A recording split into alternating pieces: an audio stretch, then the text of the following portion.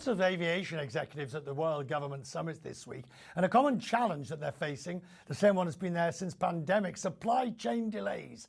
The Airbus chief executive, Guillaume Faury, explained the difficulty. The need for new aircraft, more fuel efficient, more competitive, is very strong. So we have a record backlog of aircraft to deliver. But it's a very difficult times when it comes to supply chain. We have 3 million parts on our planes, and you have to make sure that each and every of these 3 million parts arrives on quality, on time. If not, you can't build a plane. And that's what we've been suffering from in the last 5 to 6 years, trying to recover from the challenges of the pandemic in a world that has become much more complex for global business. Now, the issue is impacting all airline groups in some shape or form. I asked the chief executive of SAS, Scandinavian Airlines, how he's faring.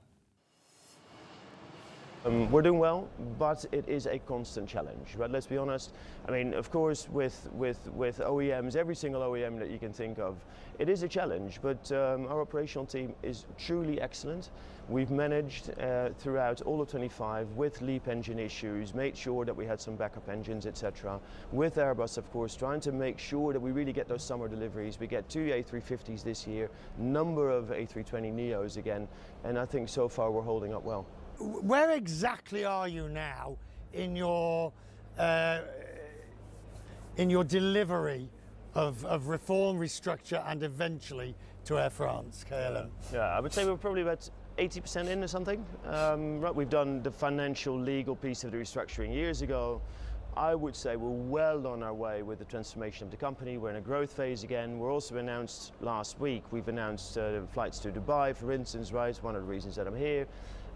We're doing well operationally, really sound, one of the top 3 airlines in the world in the year 2025.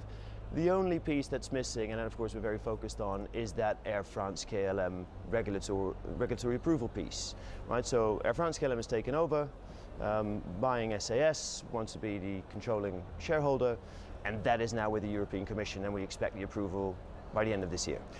So what will the role of SAS be within the larger group as you can see it? Yeah. Because you can continue being, but once you become part of a bigger whole, and Copenhagen becomes the global hub for SAS, but it has to also play its role for Air France-KLM. So what do you see that role? Yeah, so it's a couple of things.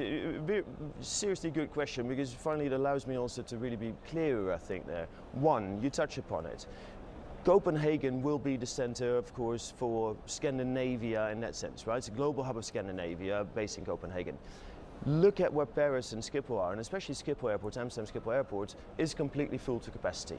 So where you look at growth for the Air France-KLM group, we actually believe that SAS and Copenhagen, but also Norway and Sweden, will play an absolute pivotal part of allowing Air France-KLM group, with SAS then, to grow.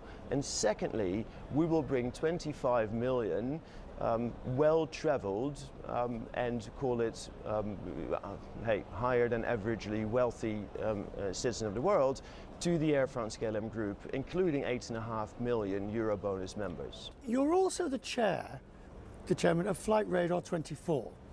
Which is a fascinating, I mean, those of us who are fascinating, yeah, love it. Yeah. I'm not sure, it's brilliant for when something happens and we can get a map of it, or we can get a graph, or we can get a chart of what happened. But what purpose does it really serve? Oh, it's so much more than that, really. So there's, of course, there is the B2C angle, right? You and I love it because, okay, is our flight going to be on time? Is our aircraft, where is our aircraft currently, right? The that big chart shows where all your planes are. All your planes are, beautiful, right? Yeah. And then, of course, when a loved one, right, my family, when they travel, that you get to track where they are, right? Beautiful.